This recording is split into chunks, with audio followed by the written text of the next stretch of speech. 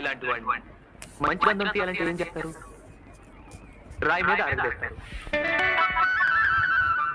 ఇప్పుడు మీరు సాధన చేయడానికి వచ్చారు కదా, ఈ రాతిని ఉపయోగించుకొని మీ అభినయ సుగంధాలు విరజిమ్ముతుంది.